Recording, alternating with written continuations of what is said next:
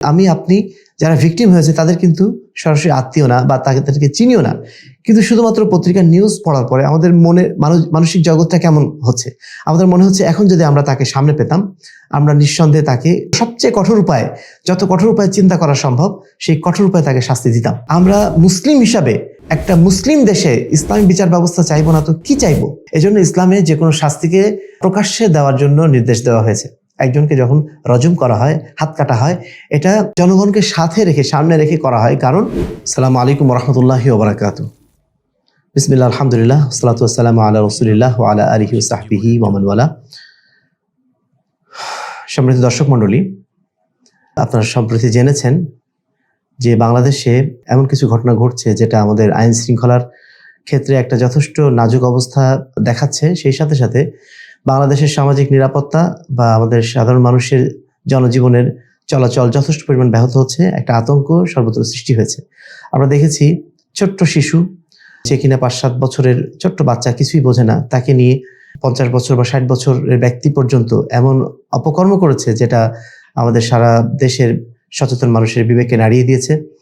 আমরা আরেকটা ঘটনা দেখেছি যে একজন 15 বছরের কিশোরী মেয়ে, তার উপরে যে নির্যাতন চালানো হয়েছে, নির্যাতিত হওয়ার পরে তাকে উল্টা গ্রাম থেকে বের করে দেওয়া হয়েছে। আবার বিচার চাইতে যে তাকে উল্টা দোষী সাব্যস্ত করার চেষ্টা করা হয়েছে এবং সর্বশেষে যে মূল দোষী ব্যক্তি সেই তাকে অপহরণ করে তাকে প্রাণে মেরে ফেলে দিয়েছে। এত দুঃখজনক ঘটনা আমাদের চোখের সামনে ঘটে যাচ্ছে। আজকে যে এত অন্যায় অনাচার হচ্ছে নির্বিঘ্নে, এর পিছনে একটা বড় কারণ হচ্ছে অপরাধীরা জানে যে তারা অপরাধ করার পরেও আসলে সেইভাবে তাদের বিচারটা হবে না। এই একটা নিশ্চয়তা কিন্তু তাদের মধ্যে কাজ করে এবং সেই কারণে তারা এই ধরনের অন্যায় অপকর্ম অবলীলাক্রমে করে যাচ্ছে। আমরা আসলে নির্বাকভাবে বর্তমানে এই অবস্থা দেখছি এবং ভাবছি শুধু এটাই যে আজকে যে সমাজ ব্যবস্থা, এই সমাজ ব্যবস্থা যদি পরিপূর্ণ ইসলামী সমাজ ব্যবস্থা হতো, এই ধরনের ঘটনা কখনো ঘটতো কিনা। আল্লাহ রাসূল সাল্লাল্লাহু আলাইহি ওয়াসাল্লামের যুগে অথবা সাহাবায়ে কেরামের যুগে, খালাফা রাশিদিনের যুগে যদি এই ধরনের একটা ঘটনা ঘটতো, এর বিচারটা কেমনভাবে হতো? আমরা শুধু মনে মনে সেটা কল্পনা করছি এবং ভাবছি যে 90% মুসলমানের দেশে আমরা কেন এই ধরনের অবস্থা বরদাস্ত করব?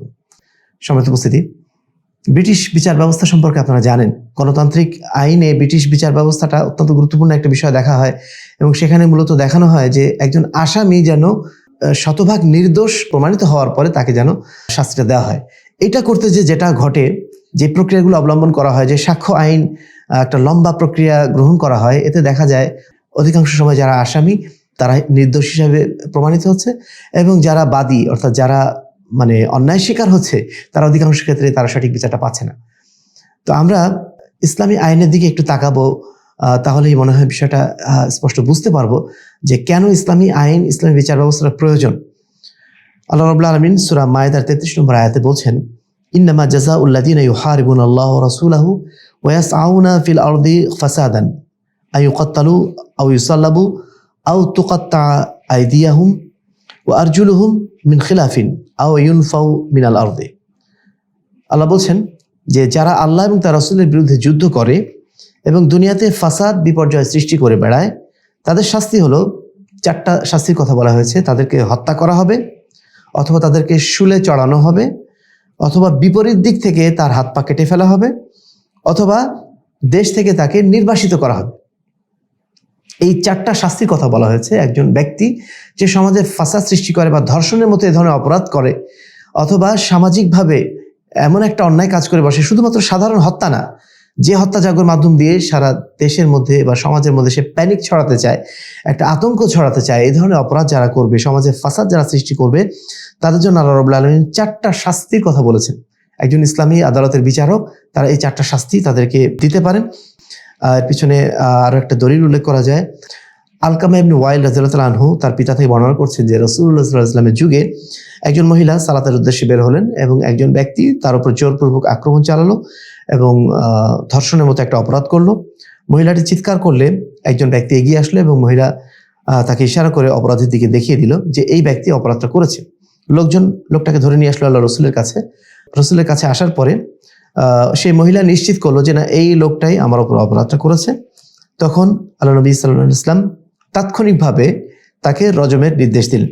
হাদিসটি সুনান তিরমিজিতে বর্ণিত হয়েছে 1453 নম্বর হাদিস এবং আবু দাউদেও বর্ণিত হয়েছে 4379 নম্বর হাদিস। সম্মানিত দর্শক মণ্ডলী, ইসলামী আদালতে কেমন শাস্তি হতে পারে তার দুটো নজির আমরা দেখালাম। এখানে অনেকে বলেন যে ইসলামের শাস্তি অত্যন্ত কঠোর। কঠোর হওয়াটা কেন প্রয়োজন? আপনি শুধু আজকে চিন্তা করুন, আমি আপনি যারা ভিকটিম হয়েছে তাদের কিন্তু সরাসরি আত্মীয় না বা তাদেরকে চিনিও না, কিন্তু শুধুমাত্র পত্রিকার নিউজ পড়ার পরে আমাদের মনে মানসিক জগৎটা কেমন হচ্ছে? আমাদের মনে হচ্ছে এখন যদি আমরা তাকে সামনে পেতাম, আমরা নিঃসন্দেহে তাকে সবচেয়ে কঠোর উপায়ে, যত কঠোর উপায়ে চিন্তা করা সম্ভব সেই কঠোর উপায়ে তাকে শাস্তি দিতাম। একজন সাধারণ মানুষের আমাদের যদি এই অবস্থা হয়, তাহলে ভিকটিমের যারা পরিবার, তাদের কি ধরনের মানসিক অবস্থা হতে পারে, তারা কিভাবে তার শাস্তিটা কামনা করতে পারে? ইসলাম কিন্তু এই মানসিক জায়গাটি দেখে এবং ভিকটিম যিনি যার উপর অপরাধ করা হয়েছে তার অবস্থানটা লক্ষ্য করেই কিন্তু ইসলামের শাস্তির বিধানটা করা হয়েছে। ইসলামের শাস্তির যে দুইটা রূপকে বিশেষভাবে মানুষ কঠোরভাবে দেখে, সেটা হচ্ছে চুরি করার শাস্তি হচ্ছে হাত কেটে দেওয়া, আর আরেকটা শাস্তি হচ্ছে রজম। রজম মানে একজন ব্যক্তিকে কোমর পর্যন্ত মাটিতে পুঁতে রেখে মাথার উপরে পাথর নিক্ষেপের মাধ্যম দিয়ে হত্যা করা। এটা করা হয় কখন? যখন একজন ব্যক্তি বিবাহিত অবস্থায় কারোর সাথে ব্যভিচার করে বা এই ধরনের অন্যায় আচরণটা করে, তখন তাকে এই শাস্তিটা দেওয়া হয়। শুধু একটু চিন্তা করে দেখুন, এই দুটো শাস্তি, যাকে একবার হাত কেটে দেওয়া হবে সর্বসম্মুখে, জনসম্মুখে, যখন একটা চোরের হাত কেটে দেওয়া হবে, ওই এলাকায় যারা চোর আছে তাদেরকে আর দ্বিতীয়বার কোনো এই চিন্তা মাথায় আসবে যে সে চুরি করবে? অথবা রজমের কথায়, যে ব্যক্তি একবার ব্যভিচার করে এই ধরনের শাস্তির শিকার হয়েছে, জনসম্মুখে যখন এই ঘটনা ঘটবে, মানুষ যখন দেখবে যে এরকম শাস্তি দেওয়া হয়, দ্বিতীয়বার এই ঘটনা ঘটানোটা তার জন্য অত্যন্ত কঠিন হয়ে যাবে। অর্থাৎ সমাজে যারা পটেনশিয়াল অপরাধী, তাদের কিন্তু অপরাধটা নির্মূল করা এভাবে সম্ভব। আমি আপনি চাইলেই একজন অপরাধীকে অপরাধ থেকে বিরত রাখতে পারবো না, কিন্তু তাকে ভয় সৃষ্টি করার মাধ্যম দিয়ে তাকে সম্ভাব্য যে কোনো অপরাধ থেকে বিরত রাখতে পারি। এই সুযোগটা ইসলাম তৈরি করে দিয়েছে, যেটা হয়তো বা পশ্চিমাদের কাছে এটা একটা মানবাধিকারের বিষয় হয়ে দাঁড়িয়েছে। অথচ মানবাধিকার তো হওয়া উচিত ছিল যে ব্যক্তি ভিকটিম হয়েছে, যে ব্যক্তি অন্যায় শিকার হয়েছে, তারই মানবাধিকারের বিষয়টা আমাদের খেয়াল রাখা দরকার ছিল। উল্টো পশ্চিমা বিচার ব্যবস্থায়, ব্রিটিশ বিচার ব্যবস্থায় যিনি অপরাধ করেছেন তার মানবাধিকারটা দেখা হচ্ছে। অর্থাৎ অপরাধীকে যদি আমি এই সুযোগটা দেই, তার মানবাধিকার নিয়ে চিন্তা করি, তাহলে অপরাধী তো অপরাধ করতে আরো প্রশ্রয় পাবে, আরো সে সুযোগটা নেওয়ার চেষ্টা করবে। ইসলাম কখনোই এ ধরনের অযৌক্তিক একটা চিন্তাধারা বিশ্বাসী নয়। ইসলাম সামাজিক বাস্তবতা বোঝে, যেহেতু এটা আল্লাহর আইন, আল্লাহ রাব্বুল আলামিন মানুষের মানসিকতা বোঝেন। অপরাধীর বিচারের ক্ষেত্রে সবচেয়ে উত্তম বিচার কোনটা হতে পারে, এটা আল্লাহ রাব্বুল আলামিনের পক্ষেই নির্ধারণ করা সম্ভব। আর এই কারণেই এই বিচার ব্যবস্থাগুলো আপাত দৃষ্টিতে যতই কঠিন মনে হোক না কেন, নিঃসন্দেহে এর ফলাফলটা অত্যন্ত সুদূর প্রসারী। এজন্য আল্লাহ বলছেন, ওয়ালাকুম ফিল কিসাসি হায়াতু ইয়া উলিল আলবাব, যারা তোমরা বুদ্ধিমান তারা জেনে রাখো কিসাসের মধ্যেই তোমাদের জীবন নিহিত রয়েছে। তার মানে কি, একজনকে যখন আমি অন্যায়ের কারণে, অপরাধের কারণে কাউকে হত্যা করছি, তখন আরো যারা অন্যায়কারী তাদের জন্য ওটা জীবন রক্ষার কারণ হয়ে যাচ্ছে, কারণ তারা আর নতুন করে অন্যায় করতে সাহস পাচ্ছে না। তো এই বিষয়টা, এই হিকমতটা ইসলাম এমনভাবে নির্ধারণ করেছে যেটা আসলে আমরা স্বাভাবিক সচেতন মানুষ যারা, তাদের পক্ষে বোঝা সম্ভব। আর যারা অস্বাভাবিক চিন্তা করেন, যারা অপরাধীদের পক্ষে চিন্তা করেন, যারা চান যে সমাজে অপরাধগুলো থাক, তাদের জন্য এটা অস্বাভাবিক মনে হতে পারে। সম্মানিত উপস্থিতি, আমরা ইসলামী বিচার ব্যবস্থার কয়েকটা মৌলিক পয়েন্ট এখানে উল্লেখ করতে চাই।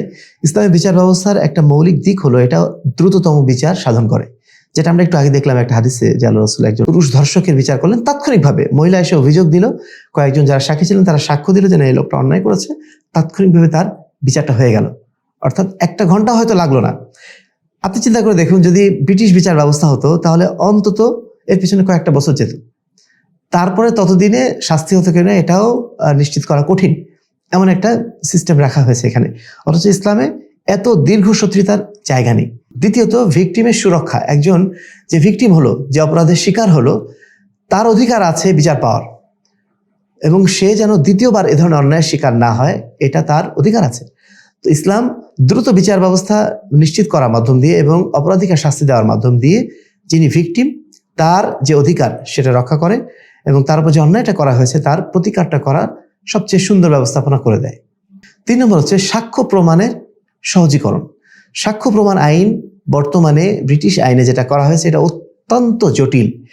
এই জটিল পন্থায় ফাঁকফোকর খুঁজে বের করা অত্যন্ত সহজ। এজন্য আইন আদালত তো আছেই, সেই সাথে যারা ওকালতি পেশায় আছেন তাদের মূলত কাজই হয় এটা, যে কিভাবে ফাঁকফোকর বের করে একজন ব্যক্তিকে নির্দোষ বানানো যায়। তো এইভাবে ফাঁকফোকর বের করার সুযোগ ইসলামে নেই। ইসলামের সাক্ষ্য প্রমাণ আইনটা অত্যন্ত কংক্রিট, যিনি ভিকটিম তার সাক্ষ্য নেওয়া হবে এবং সেই সাথে যারা সাক্ষী দিচ্ছেন তাদেরকে স্পষ্ট প্রমাণের ভিত্তিতে যদি জানা যায় যে না নিশ্চিতভাবে সে অপরাধী, সেক্ষেত্রে ফাঁকফোকর খোঁজার মতো কোনো সুযোগ রাখা হয় না।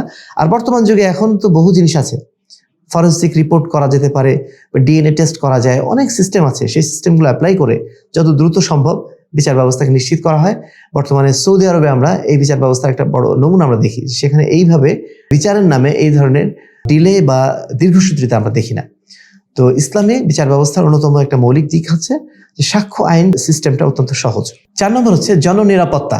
ইসলাম শুধুমাত্র অপরাধীকে শাস্তি দেওয়া বা যিনি ভিকটিম তার জন্য প্রতিকার করাটাকে নিশ্চিত করে না, বরং জননিরাপত্তা নিশ্চিত করে। এজন্য ইসলামে যে কোনো শাস্তিকে প্রকাশ্যে দেওয়ার জন্য নির্দেশ দেওয়া হয়েছে। একজনকে যখন রজম করা হয়, হাত কাটা হয়, এটা জনগণকে সাথে রেখে, সামনে রেখে করা হয়, কারণ এর মাধ্যম দিয়ে যারা অপরাধী, সম্ভাব্য অপরাধী, তারাও এখান থেকে সতর্ক হয়ে যায়। আপনারা জানেন যে বর্তমানে আমাদের যে বাহিনী যারা আছে, আর্মির কথাই ধরি, সেখানে যখন কেউ অপরাধ করে সেক্ষেত্রে তার শাস্তিটা কিন্তু প্রকাশ্যে দেওয়া হয় এবং এমনভাবে অন্যান্যদের মধ্যে প্রচার করা হয় যেন অন্যান্যরা যেন সতর্ক হয়ে যায় যে না, এই ধরনের অপরাধ যেন আমরা যেন না করি। এই ধরনের একটা অবস্থা কিন্তু সেসব জায়গাতে আছে। তো সেম সিস্টেমটা আমরা কেন সমাজে অ্যাপ্লাই করতে পারি না? আমরা বরং গোপনে মহা আদর যত্ন করে তার শাস্তির ব্যবস্থাটা করি। তো এই শাস্তির ব্যবস্থার মাধ্যম দিয়ে আসলে অন্যায়কে যেন প্রশ্রয় দেওয়া হয় এবং আলটিমেটলি মানুষের যে নিরাপত্তা, সেই নিরাপত্তা ব্যবস্থা এখানে নিশ্চিত করা সম্ভব হয় না। সর্বশেষ যে বিষয়টি, সেটি হচ্ছে দৃষ্টান্তমূলক শাস্তি। একটা শাস্তি যখন দেওয়া হয়, শুধুমাত্র যারা দেখছেন তা না, ভবিষ্যতে আরো যারা আছেন তাদের কাছে একটা দৃষ্টান্ত তৈরি হয়ে যায় যে না, 10 বছর আগে এমন একটা ঘটনা ঘটেছিল, এমন একটা শাস্তি দেওয়া হয়েছিল। অর্থাৎ একটা শাস্তি, দৃষ্টান্তমূলক শাস্তি, এটা বছরের পর বছর, শুধু দর্শক না, যারা বছরের পর বছর এই ঘটনাটা মানুষের মুখে মুখে যখন চলতে থাকে, তখন সম্ভাব্য অপরাধীরা বহুদিনের জন্য মুক্তি পেয়ে যায় এবং সমাজ নিরাপত্তা পায়। তো ইসলামী বিচার ব্যবস্থার সৌন্দর্যটা এখানেই। আপাত কঠোর মনে হলেও এর মধ্যে একটা বিরাট হিকমত রয়েছে, যে হিকমতটা সচেতন মানুষরা উপলব্ধি করতে পারেন। যারা সমাজে প্রকৃত অর্থে শান্তি চান, সমাজে প্রকৃত অর্থে নিরাপত্তা চান, তাদের জন্য ইসলামী বিচার ব্যবস্থাই হচ্ছে সবচেয়ে উত্তম, সবচেয়ে কল্যাণমূলক ব্যবস্থাপনা। সম্মানিত উপস্থিতি, আমরা যে বিষয়টি স্পষ্টভাবে বলতে চাই যে গণতান্ত্রিক যে সমাজ ব্যবস্থা, সেকুলার যে সমাজ ব্যবস্থা, ব্রিটিশ যে আইন, ল, এইগুলো কখনোই মানুষের জননিরাপত্তা সৃষ্টি করতে পারে না। জনকল্যাণ প্রকৃত অর্থে নিয়ে আসতে পারে ইসলামী খেলাফত, ইসলামী শাসন ব্যবস্থা, ইসলামী বিচার ব্যবস্থা। আমরা আজকের এই ভিডিওর মাধ্যম দিয়ে জনগণের কাছে এই বার্তাটাই পৌঁছে দিতে চাচ্ছি যে আমরা প্রত্যেকেই নিঃসন্দেহে নিরাপত্তা চাই। আমরা আমাদের জানের নিরাপত্তা চাই, মালের নিরাপত্তা চাই। আমরা চাই সমাজের মানুষ সবাই নিরাপত্তার সাথে এবং তাদের অধিকার নিয়ে যেন বেঁচে থাকতে পারে। এই অধিকার, এই নিরাপত্তা, এটা একমাত্র নিশ্চিত করতে পারে ইসলাম। এটা নিশ্চিত করতে পারে ইসলামী খেলাফত ব্যবস্থাপনা এবং এটা নিশ্চিত করতে পারে ইসলামী বিচার ব্যবস্থা। এটার পক্ষে যতদিন পর্যন্ত আমরা সমবেত হতে না পারবো, এই সমাজ ব্যবস্থাকে প্রকৃত অর্থে পরিবর্তন করার জন্য যতদিন আমরা না দাঁড়াবো, ততদিন কিন্তু এই সমাজ পরিবর্তন হবে না। এজন্য আপনাদের প্রতি আমাদের বিনীত অনুরোধ, আসলে আমরা সচেতন হই। আমরা মুসলিম হিসাবে একটা মুসলিম দেশে ইসলামী বিচার ব্যবস্থা চাইবো না তো কি চাইবো? আমাদের এই অধিকারের জায়গাটা যেন আমরা সবাই কথা বলি এবং এই সমাজ ব্যবস্থাকে পরিবর্তনের জন্য প্রত্যেকের জায়গা থেকে যেন উদ্যোগ গ্রহণ করি। আল্লাহ রাব্বুল আলামিন বলছেন, ইন্নাল্লাহা লা ইউগাইরু মা বিকওমিন হাত্তা ইউগাইরু মা বিআনফুসিহিম। নিশ্চয়ই আল্লাহ রাব্বুল আলামিন কোনো কওমের অবস্থা, কোনো জাতির অবস্থা, কোনো সমাজের অবস্থা ততদিন পরিবর্তন করেন না যতদিন না সেই সমাজের ব্যক্তি, সেই সমাজের গোষ্ঠী, সমাজ, তারা নিজেরা নিজেদের পরিবর্তন করতে উদ্যোগ না নেয়। তো আমরা চাই যে ব্রিটিশ আইন বা আপনার সেকুলার ল অথবা গণতান্ত্রিক এই যে জঞ্জালগুলো, এই যে হিউম্যান সিস্টেমগুলো, যে সিস্টেমগুলো মানুষের কোনো কল্যাণে আসছে না, এই সিস্টেমগুলোকে পরিত্যাগ করে ইসলামের সেই সোনালী দিনের সেই খেলাফত সিস্টেম, সেই ইসলামী বিচার ব্যবস্থাকে যেন আমরা সমাজে আবার ফিরিয়ে নিয়ে আসি এবং এর মাধ্যম দিয়ে প্রকৃত জনকল্যাণ, জননিরাপত্তা নিশ্চিত করি এবং সর্বোপরি আল্লাহর জমিনে আল্লাহর বিধান বাস্তবায়নের মাধ্যম দিয়ে আল্লাহ রাব্বুল আলামিনের দাসত্বকে আমরা প্রতিষ্ঠা করি। আল্লাহ রাব্বুল আলামিন আমাদের সকলকে সেই তৌফিক দান করুন। আল্লাহুম্মা আমিন। ওয়া আখিরু দাওয়ানা আলহামদুলিল্লাহি রাব্বিল আলামিন। আসসালামু আলাইকুম ওয়া রাহমাতুল্লাহি ওয়া বারাকাতুহু।